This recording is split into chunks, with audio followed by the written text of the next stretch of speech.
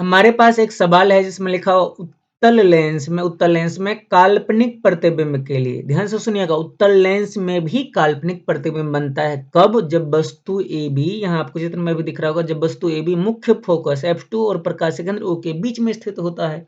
उसके लिए हम लोगों को चाहिए क्या? आवर्धन का व्यंजक। आवर्धन हम लोगों ने पढ़ा हुआ, आवर्धन m बराबर फॉर्मूला हम लोगों ने पढ़ा हुआ था, क्या होता है? HI बट्टा HO बराबर V बट्टा U होता है, ये फॉर्मूला होता है। m बराबर HI बट्टा HO बराबर V बट्टा U। ठीक, इसी चीज को हम लोगों को प्रूव करना है कि m बराबर V बट्टा U होता है या नहीं। तो चित्र से हम लोगों को कुछ चीज पहले ढूंढ के रखना पड़ेगा। ये चित्र तो आप बना लोगे क्योंकि लेंस में, उत्तल लेंस में काल्पनिक प्रतिबिंब वाला केस हम लोगों ने पढ़ा हुआ है।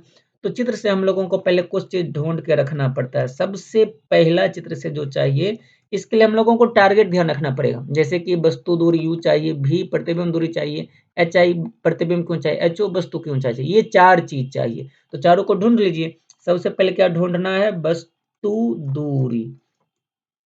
वस्तु दूरी चाहिए सबसे पहले। उसके बाद क्या चाहिए? प्रतिबिंब की दूरी भी चाहिए, भी चाहिए ना, तभी तो फॉर्मूला प्रूफ कर पाएंगे। वस्तु दूरी चाहिए, प्रतिबिंब दूरी चाहिए, दो चीज और है यहाँ पे, प्रतिबिंब की ऊंचाई और वस्तु की ऊंचाई, यानी कि प्रतिबिंब की ऊंचाई भी चाहिए, प्रतिबिंब की ऊंचाई। और क्या चाहिए? एक और चीज चाहिए, वस्तु की ऊंचाई, वस्तु की ऊंचाई।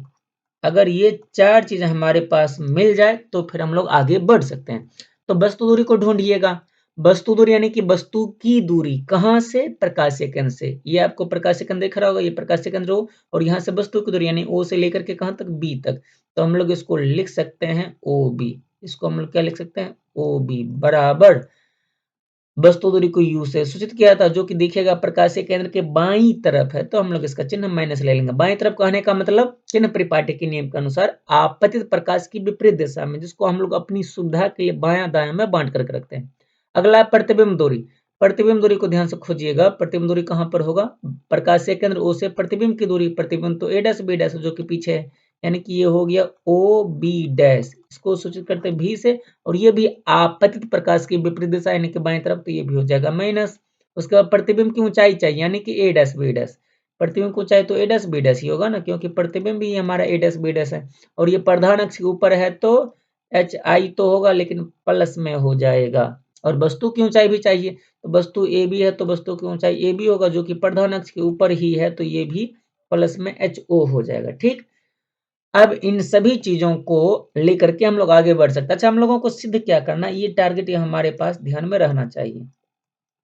सिद्ध आखिर करना क्या है? सिद्ध करना है हम लोगों को m बराबर v बट्टा u, ये मुख्य रूप से सिद्ध करना है। तो प्रमाण लिख करके शुरू करते हैं। प्रमाण यानी कि अब हम लोग प्रमाण देंगे, प्रमाण देने के लिए तैयार है। सबसे पहला काम हम लोग जो करेंगे वो है दो त्रिभुज को हम लोग चुनेंगे। दो त्रिभुज को चुन करके फिर उन्हीं दोनों त्रिभुज को क्या करेंगे? समरूप करेंगे। ऐसा काम हम लोगों ने बहुत बार किया हुआ है। दर्पण सूत्र प्रूफ करने में, दर्पण का आवर्धन प्रूफ करने में, लेंस सूत्र प्रूफ करने में, लेंस का आवर्धन प्रूफ करने में, बहुत बार हम लोग ने ये काम किया है। तो दो त्रिभुज हम लोगों को लेना है। सबसे पहला काम दो त्रिभुज लेना है। त्रिभुज कौन सा? पहला वस्तु AB वाला, और एक और त्रिभुज चाहिए, वो लेते हैं हम लोग प्रतिबिंब वाला त्रिभुज, यानी A डैश B डैश वाला। तो देखिए AB वाला त्रिभुज कौन सा हो सकता है? ये हमारा छोटा वाला AB, और इसका अगर त्रिभुज ध्यान दीजिएगा तो ABO ही त्रिभुज दिख रहा है। यानी पहला त्रिभुज मिला ABO, तथा दूसरा त्रिभुज A डैश B डैश वाला, ये एकदम बड़ा सा A dash B dash O वाला। तो त्रिभुज मिल गया। हम लोग त्रिभुज से लेंगे, कौन से त्रिभुज से? ABO तथा त्रिभुज A dash B dash O से। अब इन दोनों को समरूप करना है। ये तो बड़ा ही आसान सा काम है। समरूप करने के लिए कम से कम क्या होना चाहिए? किसी भी त्रिभुज का दो दो कोण बराबर होना चाहिए। यहाँ पर है भी बराबर। पहला ये देखिएगा, ध्यान दीजिएगा 90, और ये भी ध्यान दीजिएगा, ये भी 90, यानी कि दोनों 90 90। तो ये दोनों क्या हो गया? बराबर। नाम लिखिए ये ए बी वाला का, कोण ए बी ओ बराबर, ये बड़ा वाला त्रिभुज में कोण ए डैश बी डैश ओ। क्यों बराबर ये दोनों? क्योंकि ये दोनों आपस में क्या है? समकोण। समकोण कहने का मतलब 90 डिग्री है ये दोनों। अच्छा, कम से कम एक और एंगल बराबर चाहिए। इन दोनों त्रिभुजों में आप जब गौर कीजिएगा तो पता चलेगा कि ये जो एंगल है, ये वाली एंगल, बीच वाली एंगल, ये एंगल जो दिख रहा है दोनों में है, यानी दोनों में उभयनिष्ठ है। तो फिर ये कोण भी बराबर हो गई। नाम लिखिए तो कोण ए ओ बी बराबर कोण, ये बराबर वाला त्रिभुज के लिए ए डैश, इसका भी तो ओ है, ए डैश ओ बी डैश। क्यों बराबर ये दोनों? क्योंकि दोनों के दोनों उभयनिष्ठ है, क्योंकि दोनों के दोनों क्या है? उभयनिष्ठ है, इसलिए बराबर। और अगर किसी भी त्रिभुज का दो कोण बराबर हो तो एक प्रमेय लगता है, नाम क्या है? ए समरूपता उपप्रमेय।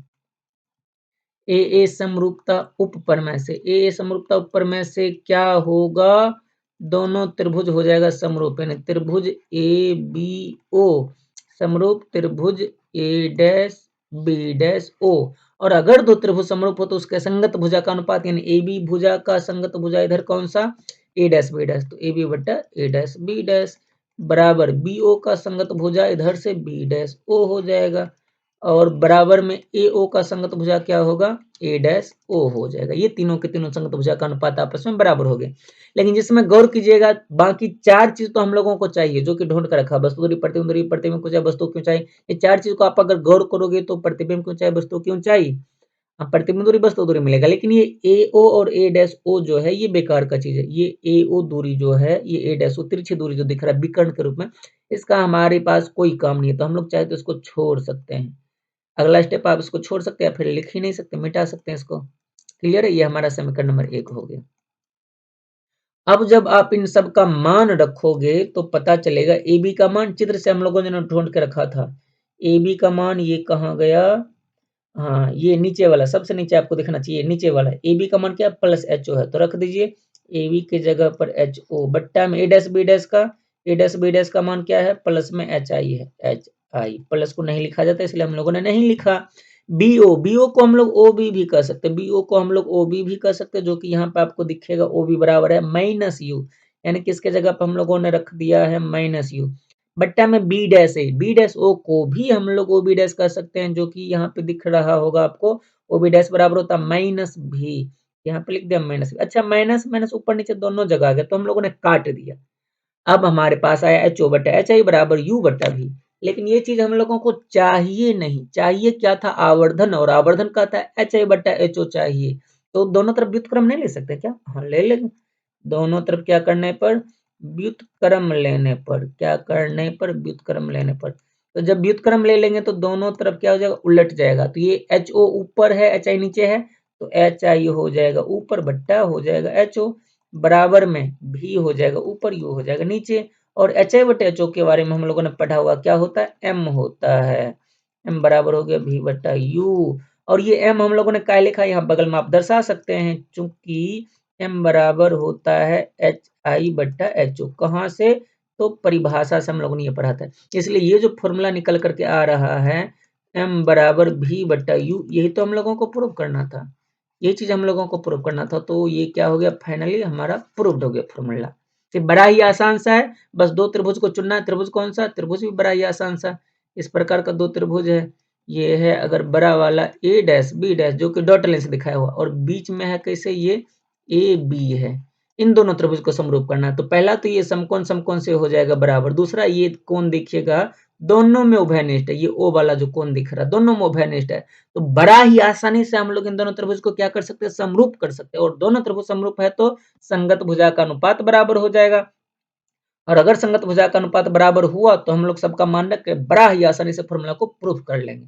अब इसमें अगर आपका कोई डाउट रह गया होगा तो कमेंट सेक्शन में बताइए, कहाँ क्या दिक्कत रह गई, या फिर अगला किस चीज में आपको परेशानी है, कौन से टॉपिक पर आपको इस प्रकार का वीडियो चाहिए, कमेंट सेक्शन में जरूर बताइएगा। धन्यवाद।